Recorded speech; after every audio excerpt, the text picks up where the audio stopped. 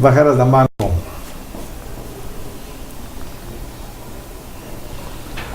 ¿Qué tal, amigos? Un saludo cordial, un gusto encontrarnos nuevamente a través de Macas News para compartir hoy un tema de mucha importancia en lo que tiene que ver con el desarrollo de la actividad diaria en nuestro país, en el ámbito social, en el ámbito político. El análisis de temas de coyuntura creemos es muy importante para que la ciudadanía permanezca informada y conozca en detalle lo que sucede en este país. El pasado 24 de mayo, Lenín Moreno asumió la presidencia de nuestro país con un discurso nuevo, un discurso para algunos sorprendente, para otros esperanzador y para otros quizá que genera alguna duda. Para el análisis de hoy hemos invitado al doctor José Astudillo Vanegas. Es licenciado en Ciencias de la Educación en la especialización de Filosofía, Sociología y Economía, Universidad de Cuenca.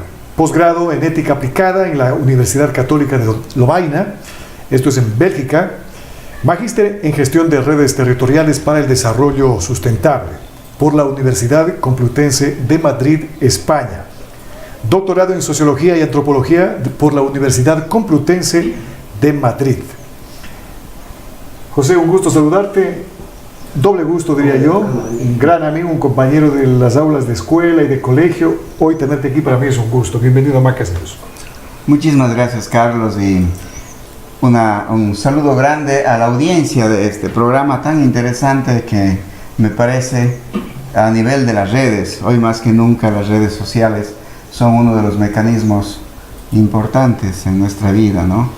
Hay algunos autores que dicen que vivimos en un quinto continente, el continente virtual con un puerto que es el Internet. Y donde todos estamos conectados. Y todos nos conectados. Y pues en este puerto y en este continente que nos hemos encontrado, muchísimas gracias y sobre todo un abrazo muy grande a la audiencia de este programa, de este canal, de este medio alternativo, a ver si le vamos ganando la forma de privatización de la comunicación a los otros medios. Ya hablaremos sobre eso. Y democratizamos de esa manera también la palabra, el arte, ¿no? Muy agradecido de estar en este medio y por un motivo muy especial también que es los 50 años del Colegio Riupano.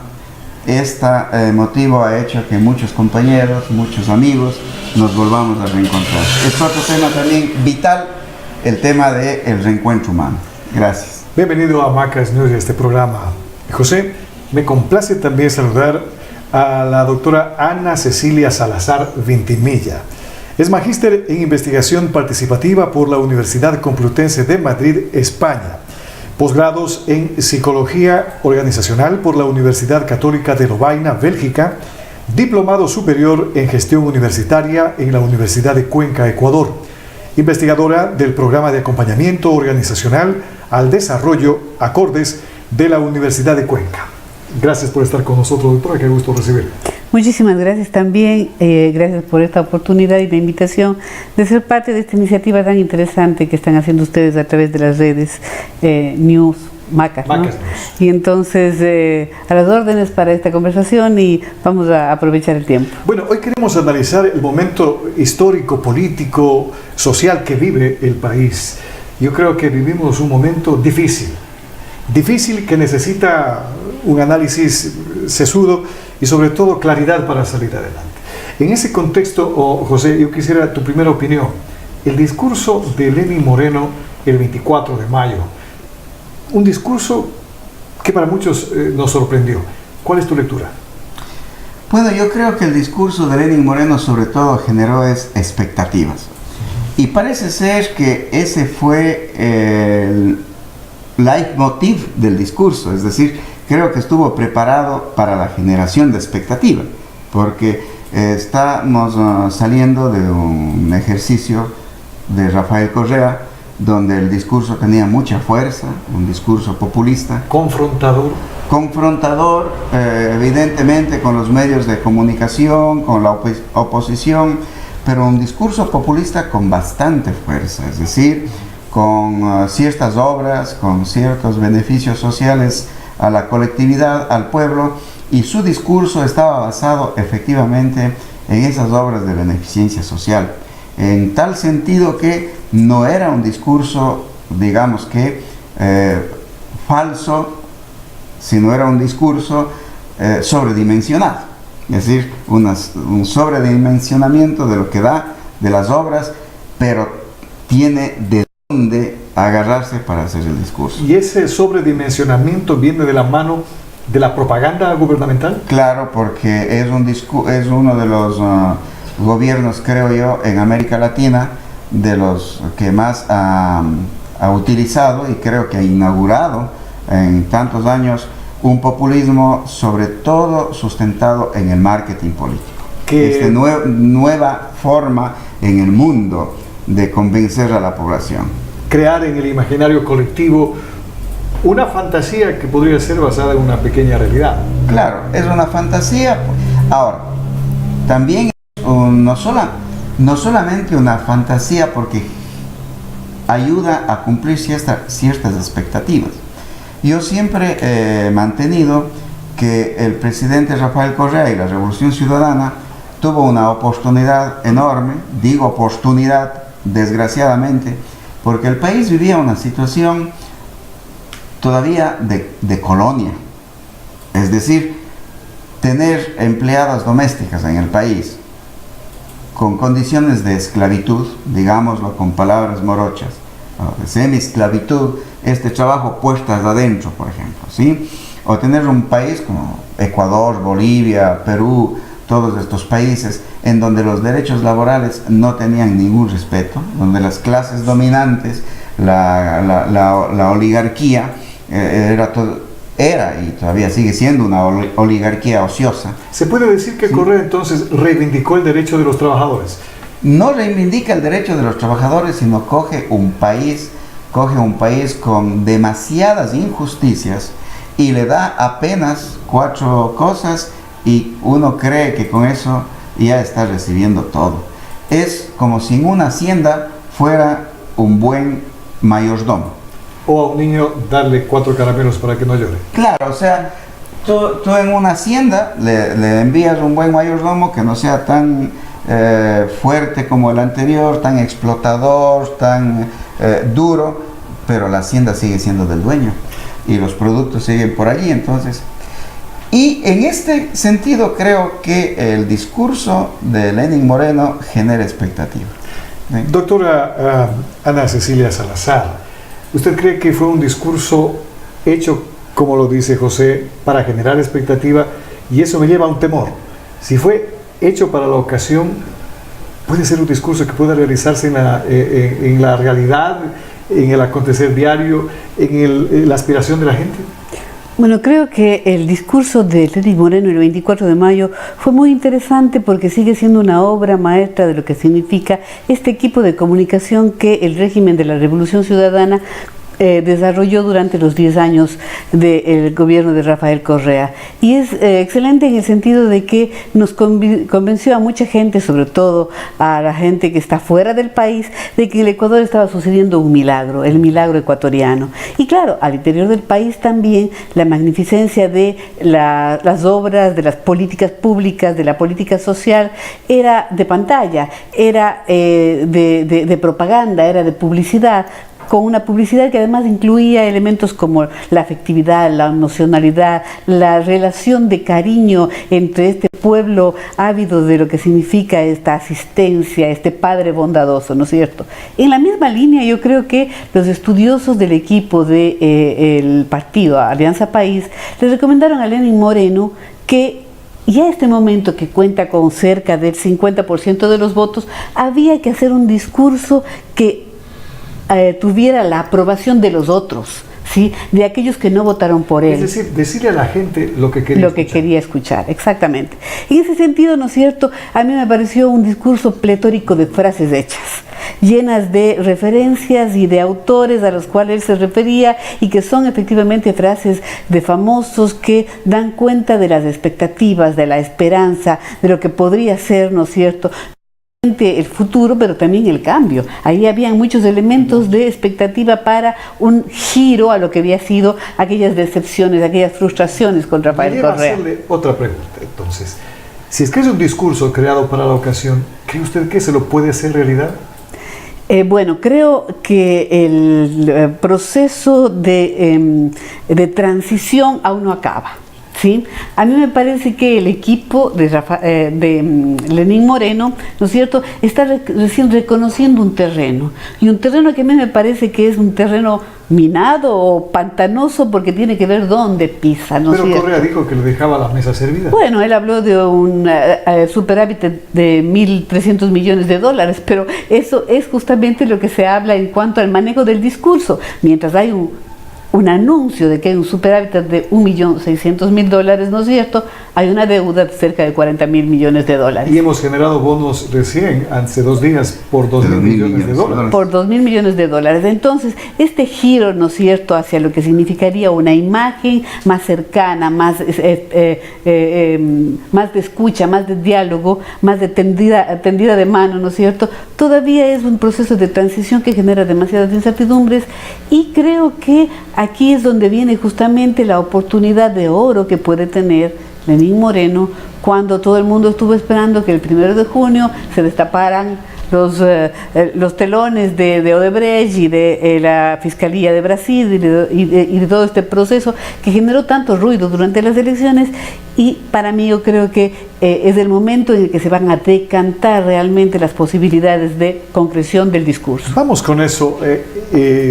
Voy a tomar la última parte de sus expresiones, el tema de la corrupción. Quizá el país vive una época de las más oscuras en el tema corrupción. Se destapó el escándalo Petroecuador, se destapó el tema de Odebrecht, y todo por la prensa internacional, no fue la justicia ecuatoriana la que lo descubrió. En ese sentido, lo que hereda a Moreno, José, es una bomba de tiempo. ¿Por qué lo digo? Porque hoy se ha dado que el Contralor del Estado, según el portal digital La República, ha huido del país, ha salido del país. Se reporta también que en los allanamientos de la madrugada a las 5:30 de la mañana se allanó la casa del tío del vicepresidente Glass, que fue acusado por Dalo Bucaram de ser parte de una red de corrupción muy importante. En ese sentido, está empezándose a destapar esta trama de corrupción, o es una cortina de humo, o podemos esperar que finalmente se encuentren los culpables y se haga justicia de un gran atraco hecho en Ecuador.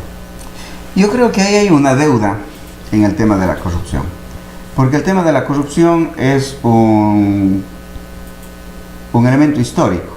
Es decir, todos los presidentes han ofrecido luchar contra la corrupción, y su talón de Aquiles finalmente ha sido la corrupción. Entraron combatiendo la corrupción y salieron haciendo actos de corrupción.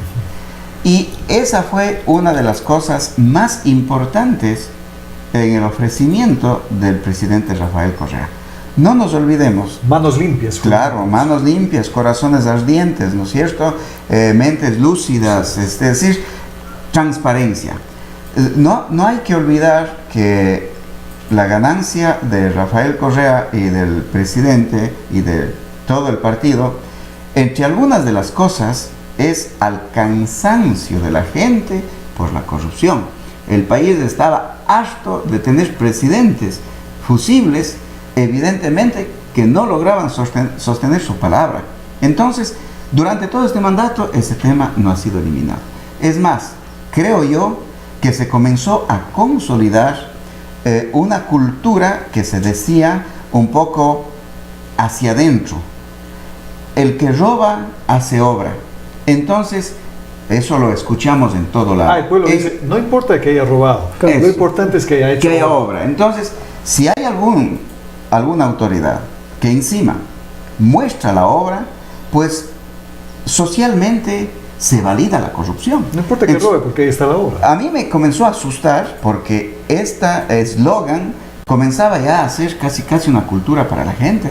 Estamos viendo la obra, vemos la infraestructura, pues yo he escuchado decir a mucha gente algo también tienen que ganar. Pero ellos. ¿cuál es tu lectura ahora con los hechos que entonces, se están dando. ¿Es un show o realmente se va a atacar la corrupción de raíz? Como lo dijo el vicepresidente en este tema, hay que hacer una cirugía mayor a la corrupción. Yo creo que no hay que darle ni mucho mérito a Lenín Moreno, ni tampoco quitarle el mérito. Ahora ha dicho Rafael Correa que no hay que ser ingenuos, porque esto no sucede en 2 semanas, que durante todo el tiempo se ha estado trabajando en contra de la corrupción, que lo que ha sucedido ahora es simplemente, ¿sí?, uno de los resultados de tanto trabajo que se ha venido haciendo. Yo creo que ahí hay que tener cuidado. No es que la acción de Lenín Moreno es un destape total, ¿sí?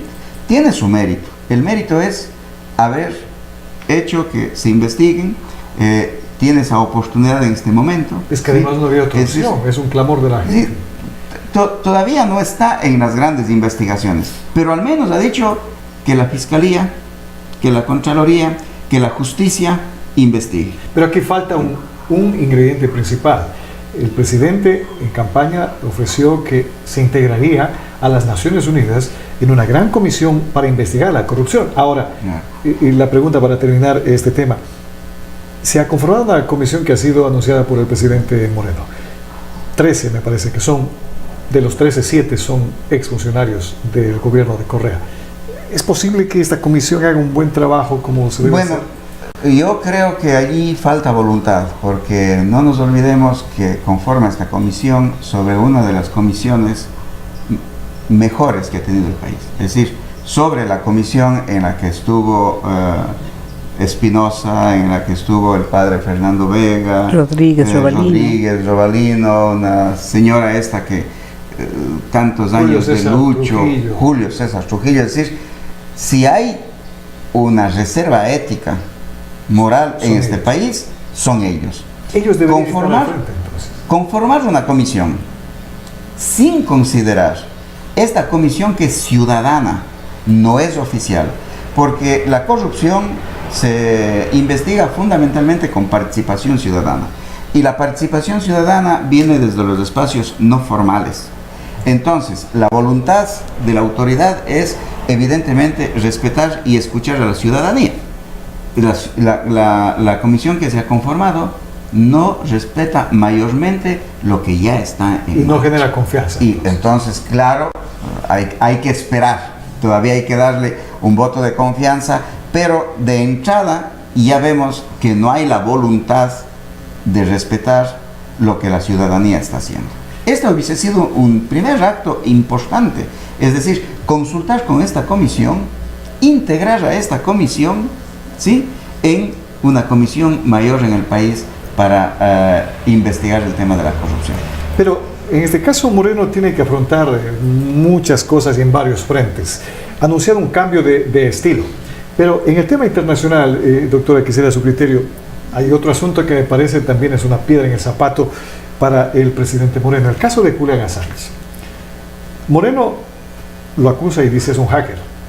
Assange, desde su asilo en la embajada ecuatoriana, cuya primera autoridad es el presidente del país, Lenín Moreno, que le dijo que es un hacker, él dice, yo no soy ningún hacker. Es más, y envía un mensaje en el que dice, si sé casos de corrupción del Ecuador, tenga la certeza de que lo voy a publicar. ¿Cuál es su lectura? ¿Acaso es una amenaza en donde dice, si es que ustedes me molestan, yo digo lo que sé? ¿Cuál es su lectura? Sí, a mí me parece que la figura de Assange en la embajada en Inglaterra realmente ha sido un juego político en el cual hemos estado nosotros participando sin mayor beneficio.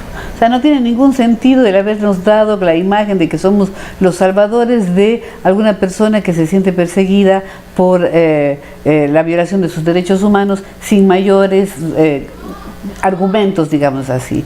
Y peor aún cuando en las elecciones últimas efectivamente de Julian Assange, él se refiere al Ecuador como un paisito de tercer nivel y que no le molesten, no le amenace, porque él es el personaje central de esta historia. A mí me parece nuevamente un desprecio y lamentable que no se ponga en su sitio esta clase de Es un desafío a la autoridad del presidente. Es un desafío y una falta de respeto efectivamente a Lenín Moreno. Y no solo a Moreno, al país.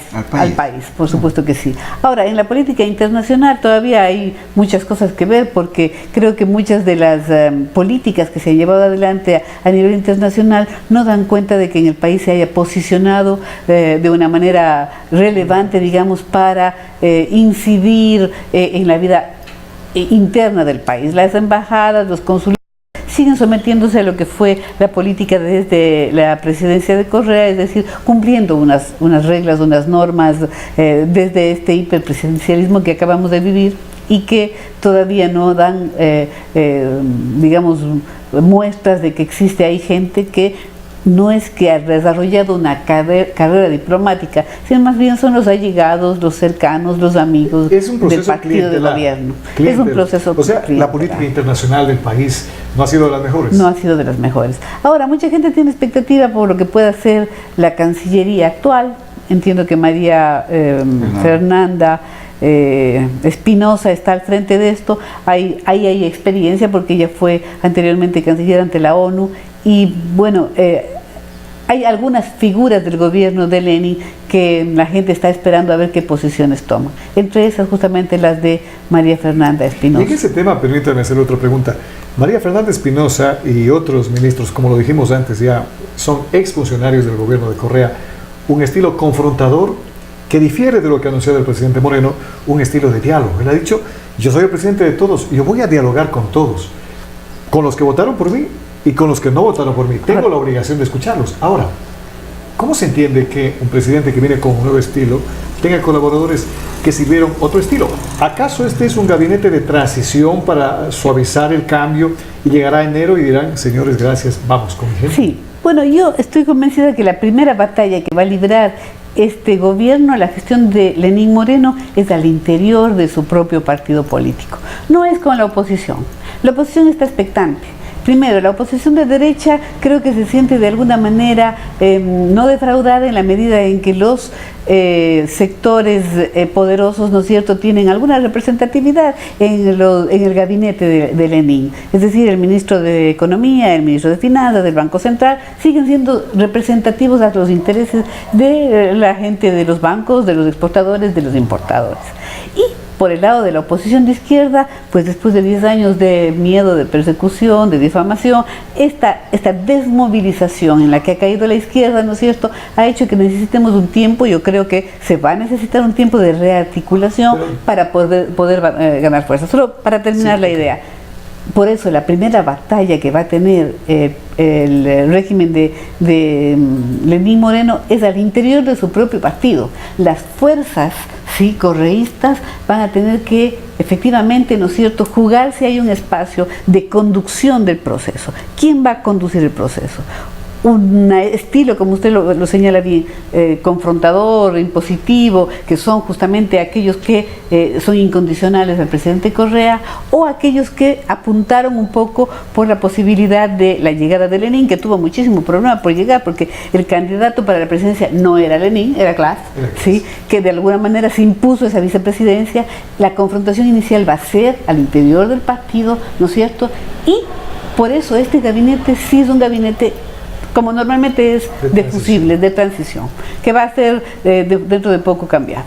Bueno, antes de pasar con José la última parte sobre este tema, para no perder el hilo del tema que estamos abordando, ¿comparte usted en que el discurso de Moreno, bueno, en algunos temas fue superficial, en otros dijo lo que la gente quería escuchar y nos ha llenado de esperanza, pero podríamos rescatar que fue un discurso valiente? ¿Por qué? Porque dijo muchas cosas en la cara de Correa. Sí. Correa ha dicho siempre, nosotros somos más, muchísimos más, y el país se ha polarizado entre los pelucones y los pobres. Pero Moreno dice, no, yo quiero que el pueblo se una para ser una gran nación, yo soy presidente de todos, no solo de los que votaron por mí. Entonces, es un discurso valiente, hay que rescatar eso. Es un discurso valiente, por eso digo que tiene muy buenos asesores comunicacionales, y realmente se armó este discurso en función de lo que la gente esperaba escuchar.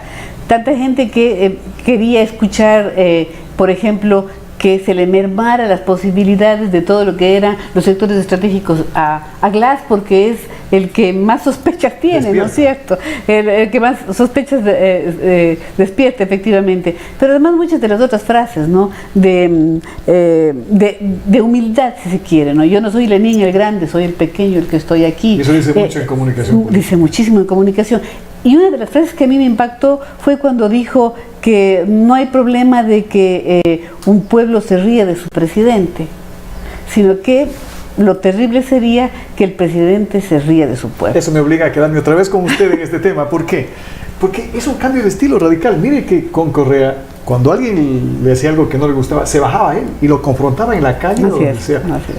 Moreno hace un juego de palabras, cita un autor y dice: no importa que, como lo dice usted, que serían del presidente. El problema sería que el presidente sería del pueblo. ¿Qué mensaje más profundo en toda la superficialidad y de frente a Correa? Evidentemente las dos personalidades son totalmente diversas, diferentes, opuestas, ¿no es cierto? Sin embargo, el que termina teniendo ahí la direccionalidad del proceso no solamente es la personalidad de la persona que está hecho cargo del poder, sino todo este conjunto de voluntades que detrás de él van a intervenir, van a incidir, van a disputarse este espacio, porque yo creo que la representación del correísmo en el gobierno de Lenín Moreno es muy fuerte. Con el doctor José Astudillo. José es una persona no ajena a este proceso. Estuvo cuando se planteó la candidatura de Correa con Movimiento País. Es uno de los iniciadores, junto a Acosta y otros, Padre Vega y otras personalidades de la izquierda que estuvieron inicialmente en este proceso. Pero luego se desencantaron. El proceso se fue. Pero en estos 10 años, con idas y venidas, hay otro factor que quisiera analizarlo contigo, Pepe, en el plano de la comunicación política. Durante ese tiempo, un personaje que está por volver, Bucaram, fue cuidadosamente revisado para que no esté en el país, no sea un actor fundamental acá. Tengo esa impresión. Y que estuviera en Panamá. Porque si Bucaram estaba aquí, disputaba las bases que, siendo suyas, fueron Alianza País. La pregunta es, en ese contexto, Bucaram vuelve. ¿Qué le espera a Moreno? ¿Va a cuartearse sus bases, las que se mantienen de apoyo? ¿O cuál es tu lectura?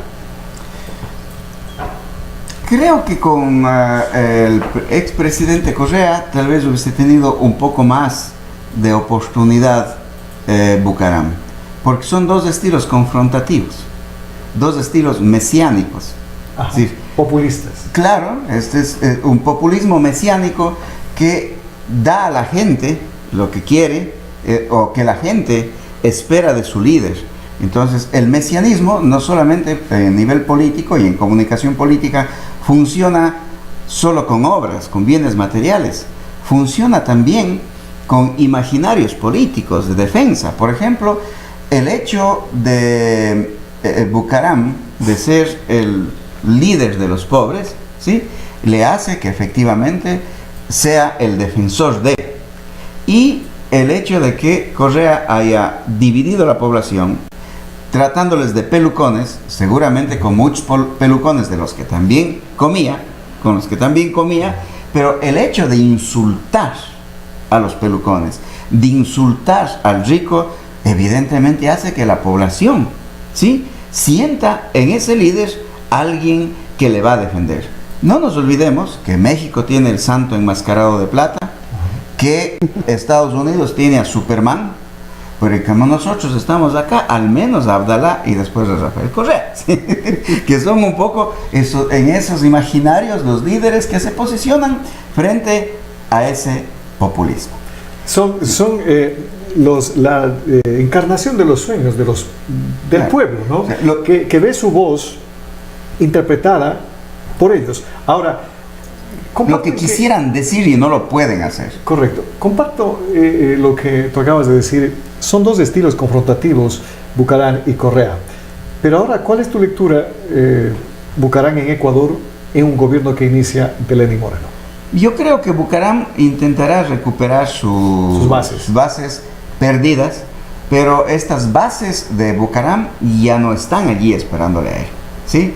Las bases de Bucaram también eran los sectores del Guasmo, los sectores empobrecidos, del Cerro del Carmen, del campo, que veían en Bucaram también algunos beneficios sociales, es decir, por lo menos la mochila escolar, ¿sí? Y no nos olvidemos que el presidente ha hecho una política social en este sentido un poco más allá que la mochila escolar, es decir, el tema de los hospitales, por ejemplo, en los sectores deprimidos de la costa, el tema de la educación también, la vialidad, algunas obras importantes en los sectores deprimidos de las ciudades del país, ha hecho que estas ciudades últimamente estén más cercanos al movimiento de la Revolución Ciudadana. O sea que y en Guayaquil tuvo una muy importante votación de estos sectores, no de los sectores medios y ricos de Guayaquil, sino de los sectores donde Abdalá Bucaram efectivamente tenía su bastión. Pero el pueblo siempre ha cambiado rápidamente de opinión y para olvidar es rápido, es fácil Sí, de olvidar. tiene Por amnesia eso se política. dice que el pueblo no tiene memoria y por eso se equivoca y vuelve a equivocarse. Y en ese sentido, las emociones a través de las generaciones serán las mismas. Y cuando se escucha lo que uno quiere cuando se habla y uno escucha lo que se quiere escuchar, el corazón se convence y las motivaciones van más allá que el razonamiento. Claro. Por eso la gente piensa con el corazón, no piensa con el cerebro, las masas. Y en ese sentido,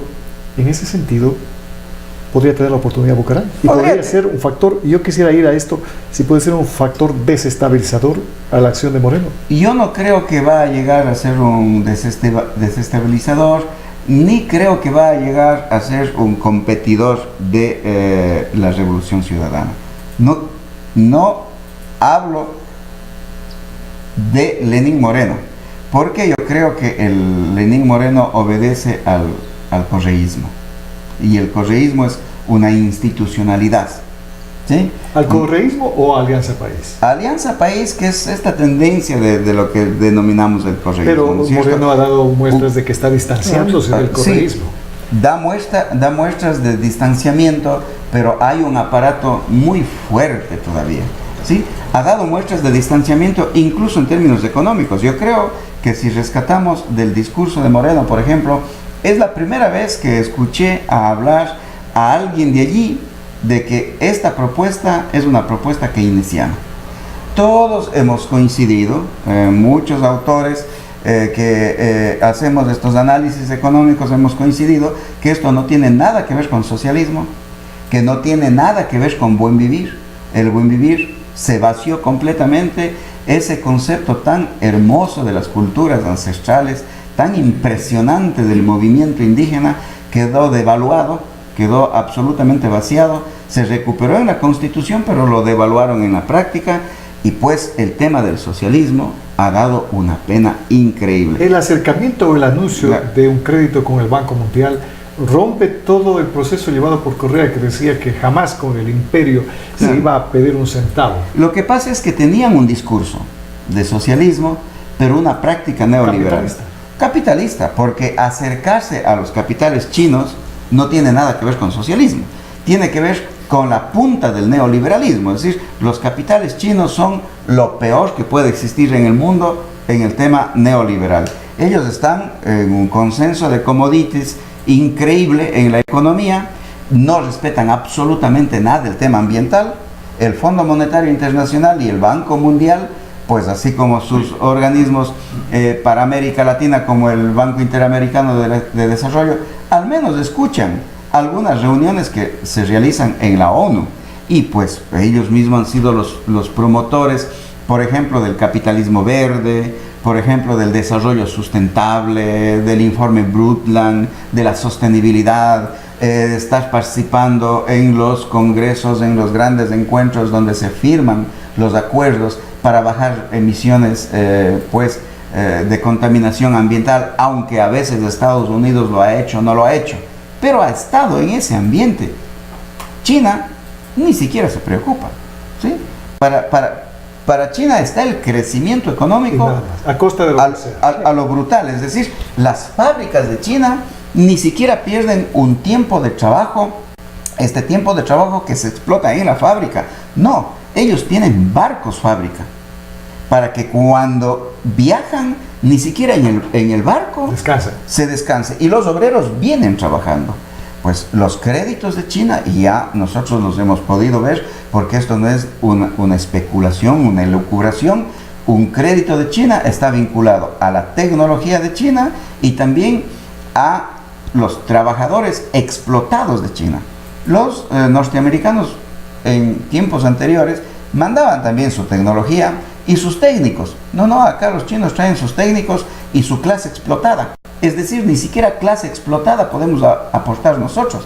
Entonces, todo este sistema económico, con un discurso del socialismo del siglo XXI, quedaba borrado con una práctica neoliberal. Por eso es que decíamos, yo estoy muy cercano a esa idea de que lo que se intentaba es un neo-keynesianismo.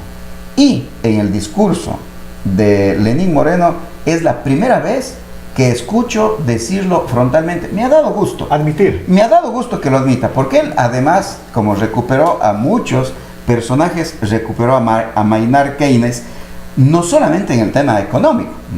John Maynard Keynes es el que propuso todo este sistema de un Estado grande, de obras desde el Estado, la sociedad de bienestar, de pleno empleo. Se le ridiculiza un poco a Maynard Keynes porque se decía que el Estado tiene que hacer todo. Mucho Estado y poco ciudadano. Claro, que incluso deben haber dos empresas, la una para que haga huecos y la otra para que tape huecos, pero todo el Estado. Sí, esto es lo que estaba intentando y Lenín Moreno lo ha dicho. Como digo, lo recuperó hasta en términos motivacionales. Y lo importante es que hay un cambio de rumbo.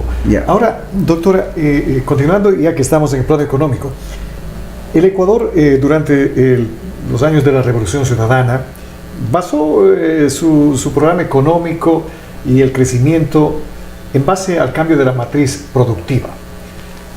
Una matriz productiva que si se la había cambiado ahora no teníamos necesidad del petróleo, no estuviéramos sufriendo por la baja del petróleo y Lenín Moreno tendría una infraestructura fabulosa para despegar el país. Pero desde su punto de vista, ¿se ha logrado el cambio de la matriz productiva tan pregonada por la Revolución Ciudadana? Lo que pasa es que en esta propuesta del cambio de matriz productiva, sí, y el cambio de matriz energética, que es aún más importante todavía, ha habido una contradicción de fondo. No se puede salir del extractivismo con más extractivismo. Entonces, nosotros somos un país primario exportador, es decir, hemos estado siempre en el lugar o en el rol internacional de proveer de materias primas a las fábricas internacionales y en ese lugar nos hemos quedado. Ahora, más al final que nunca, porque se ha reprimarizado la economía en el Ecuador. Es decir, el país que dependía de un producto estrella como es el petróleo, ahora se ve afrontado a que el petróleo ha sufrido una baja de precios que nos lleva a una crisis que va a tener largas consecuencias y largos resultados. Y se propone que para salir de la matriz productiva primario exportadora como es el petróleo, ahora se inicie la minería metálica, lo cual es una contradicción de fondo, como ya lo he explicado, porque volvemos a ser extractivistas, es decir, volver a sacar materia prima para proveer a las grandes empresas de los metales preciosos como el oro, la plata, el cobre, el estaño, que se necesita para la industria mundial. Es decir, esto no es un cambio de matriz, es únicamente un cambio de recurso natural puesto en venta para las grandes transnacionales. ¿Podemos decir entonces, doctora, que Moreno recibe el país como lo recibió Correa? Yo diría que efectivamente hacíamos un análisis el otro día de que los índices de pobreza, los índices de desempleo sobre todo, ¿no es cierto?, de educación y de salud, no han variado mayormente de lo que fue hace 10 años, es decir, hemos nadado durante 10 años y hemos llegado a la misma orilla, porque resulta que este rato, ¿no es cierto?, estamos haciendo este giro geopolítico mundial, del cual salimos hace 10 años cuando Correa nos impactó con su discurso de que fuera la base de Manta, fuera la deuda externa, ahora nos vamos a librar del imperialismo. todos estos organismos internacionales, ¿no es cierto? Hacemos un giro geopolítico hacia el Asia, nos ponemos a sus pies en peores condiciones. La deuda externa con China es a más corto plazo y a más alto interés, es decir, peores condiciones, como explicaba bien Pepe, ¿no es cierto? Además, claro, tenemos que pagar. Nos mandan la tecnología, nos mandan los obreros, nos mandan la deuda y además nos compran el petróleo prepago hasta 2024. Es una lógica increíble. Resulta que eso ya no vale. Ahora tenemos que volver a endeudarnos con el Fondo Monetario Internacional, vamos a volver a la dependencia con el norte, con los Estados Unidos sobre todo, ¿no es cierto? Vamos a hacer seguramente un tratado de libre comercio con los Estados Unidos. Es decir, hemos vuelto a lo que hace 10 años queríamos salir. ¿Para qué? Para que con esa deuda, con el Fondo Monetario Internacional, paguemos la deuda con China. Es decir, que el escenario que recibe Moreno no es nada halagador. Es un escenario en donde no tiene las herramientas en las manos para un despegue y sobre todo para saltar esta crisis en las que estamos debatiéndonos ahora mismo. Yo me temo que no. Entonces, ¿no es verdad que Correa le dejó la mesa servida? No, yo creo que le hubiera quedado la mesa servida. Pero Correa lo dijo. Sí, pero bueno, ese es parte de su estilo, diría yo, ¿no es cierto? A mí me sorprende un poco que él siga haciendo, digamos, pronunciamientos cuando, por ejemplo, el día de hoy también ha salido a los medios, al Twitter, a decir que ahora ya le están acusando, que él ya conocía estos temas, o sea, sigue estando en el escenario, ¿no es cierto?, cuando se siente tocado, cuando se siente acusado, porque no puede dejar de ser el centro, ¿no? Y entonces, en esta medida, yo creo que también, de alguna manera, tenía que dejar esta imagen de que él pasa a la historia como dejándolo todo hecho, y no es así. Ahora, entonces, ¿cuál es su sugerencia, su apreciación? ¿Qué debe hacer el país para despuntar? Bueno, yo realmente creo que este rato, insisto, ¿no es cierto?, no podemos seguir teniendo únicamente la actitud de una cultura política a la espera. Es necesario efectivamente reanimar lo que significa la participación social, la rearticulación organizacional de las organizaciones populares, de la sociedad civil, el tejido social que sea... Reconstruir todo lo que... O sea, tenemos que volvernos a animar, ¿sí?, a pesar de lo difícil que pueda parecer, para volver a esta micropolítica de cómo, ¿no es cierto?, como país podemos construir un proyecto histórico común. Ahí cabe entonces el mensaje que ha lanzado Moreno. Es el momento de la unidad. Es el momento de la unidad. Es el momento de la unidad y es el momento de que los gobernantes en este momento nos escuchen, sean verdaderos mandatarios, escuchen la voz del pueblo y puedan asumir el mandato, ¿no es cierto? Porque si seguimos poniéndonos en manos de quienes deciden sin tomar en cuenta lo que el pueblo espera y cree, ¿no es cierto?, el fraccionamiento que existe en este país va a profundizar en la anomia, en la frustración, en el escepticismo, y no hay peor enfermedad en un pueblo que haber perdido la fe. Ahora, en el plano político, muchas gracias, interesantes esos criterios. En el plano político, Pepe, ¿cómo debería administrar el poder este gobierno? En el sentido de que, como lo hablamos antes, tenemos un gabinete de transición, pero a nivel de país, en los diferentes niveles de gestión de gobierno, también están exfuncionarios del gobierno de Correa. ¿Qué es lo que se debería hacer? ¿Esos funcionarios deberían continuar cambiando de actitud? ¿O es importante que haya una oxigenación, un recambio total, en donde el nuevo estilo de Moreno se imponga por sobre el estilo del gobierno que cesó de Rafael Correa? Yo creo que hay que hacer una revisión sobre la democracia en el país. Sí, de fondo. Una revisión de fondo en el sistema democrático. Y esta ha sido también una de las cosas que siempre han estado en el tapete de discusión. No nos olvidemos de este movimiento interesante, movimiento sobre 25 años de democracia, de estos jóvenes, ruptura de los 25. Cuando los muchachos de ruptura de 25, que ahora no son muchachos, plantearon esta reflexión, la reflexión era: pensemos en el sistema democrático de nuestro país, es decir, cómo se construye este país desde la organización, desde la independencia de poderes, ¿sí?, desde un ordenamiento territorial, desde la ética, ¿sí?, y evidentemente allí atravesado por valores fundamentales como es la ética, la moral, la transparencia, solidaridad y todo eso. Pero entonces, ahí permíteme hacer una acotación, Pepe. Durante el gobierno de Correa, los términos que más se han utilizado en todo ha sido la transparencia. Es que los concursos son transparentes, sin embargo siempre ganaban los delegados al gobierno, pero han sido transparentes. que siempre hablamos con la verdad. Decimos que queda un superávit, queda la mesa servida y nos damos cuenta que no es así. Se habla de democracia y se cierran organizaciones como la UNE, Fundación Pachamama. Es decir, son términos que se han vaciado de contenido. Hay que recuperarlos ahora. Por eso digo, hay que volver a evaluar el tema de la democracia, porque toda la práctica no ha sido democrática.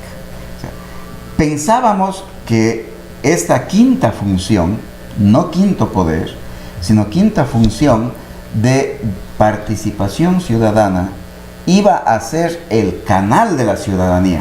Es decir, la ciudadanía ha venido trabajando a nivel de organizaciones, de asociaciones, de participación en diversos espacios. De ser este el espacio de canal de la ciudadanía, se convirtió en la anulación de la participación. Entonces, antes la gente iba en una comunidad a participar en una asamblea, ¿sí?, para ver qué es lo que quiere hacer el municipio o qué es lo que ofrece la autoridad. Resulta que ahora, para socializar, ya se ha usado hasta conceptos de la sociología, para socializar este proyecto lo hacen en un hotel con tarjetas de invitación. Si yo no tengo una tarjeta de invitación, pues absolutamente no estoy invitado. Bueno, y es que hay una diferencia entre rendir cuentas y socializar. Claro, pero esa ha sido la palabra. Claro. Socialización, la rendición de cuentas, la promoción de los proyectos, la consulta para los proyectos, ha sido bajo este modelo de socialización. Donde pierde su espíritu. Pierde el espíritu real, la participación social. La participación ciudadana ha sido elevada al máximo nivel de formalidad. Pero la vida de la ciudadanía no se da en la formalidad, ¿sí?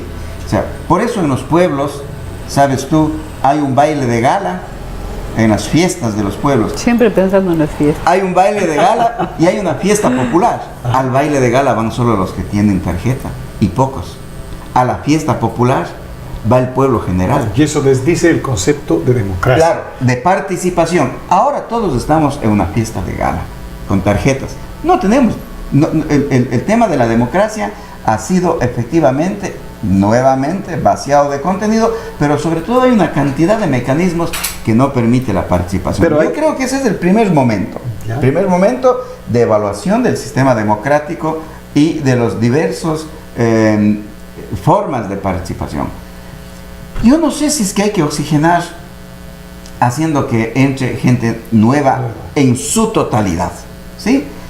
Porque yo creo que mucha gente que estaba bajo la administración de Correa estaba cansada, sino que no le quedaba de otra, sino que ser soldado obediente del capitán.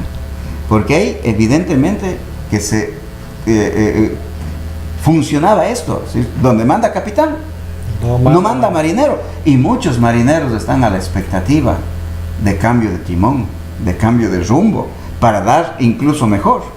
Gracias, Pepe, por ese criterio importante. Y para finalizar, vamos a hacerlo con la doctora Ana Cecilia Salazar.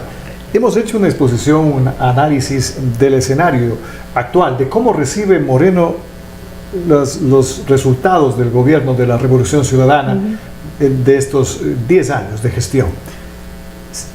Las cosas que hemos hablado dan resultados no muy buenos, no muy halagadores. Sin embargo, la pregunta es, ¿nos queda el espacio para el optimismo? Ese espacio para el optimismo que quizá está en la unidad de los ciudadanos, en la tolerancia, en el respeto y ese deseo de resurgir como el ave fénix. Bueno, yo siempre creo que un pueblo que pierde la esperanza realmente está perdido, y creo que el pueblo ecuatoriano es un pueblo que tiene mucha expectativa, mucha fe en sí mismo, mucha fuerza y además mucha capacidad de resistencia.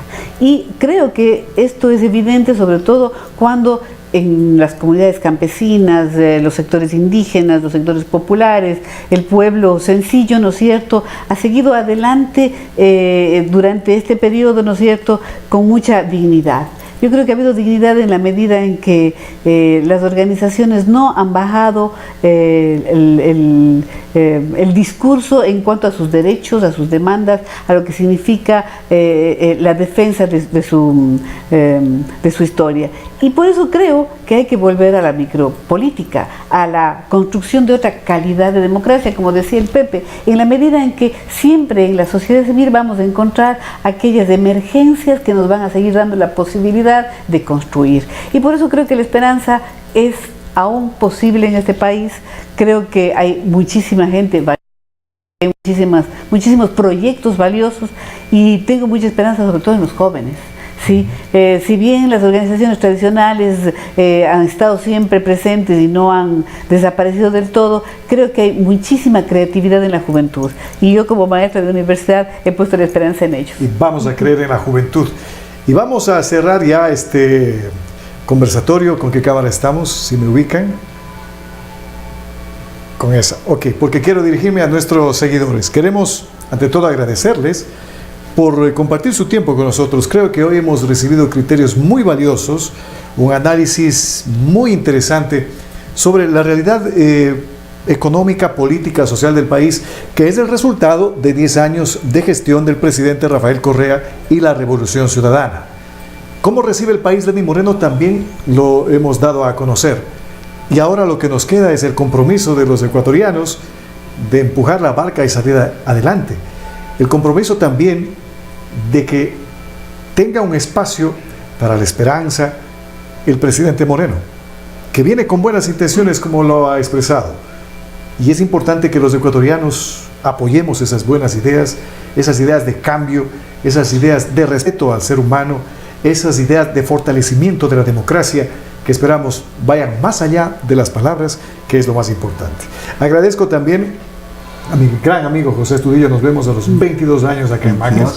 Qué bueno que estés por acá. A su esposa, la magíster Ana Cecilia Salazar, gracias por visitarnos. Así que esperamos tenerlos muy pronto otra vez. Gracias, Pepe, gracias Carlos. Ana Cecilia. Amigos, estaremos en una próxima oportunidad aquí en Macas News.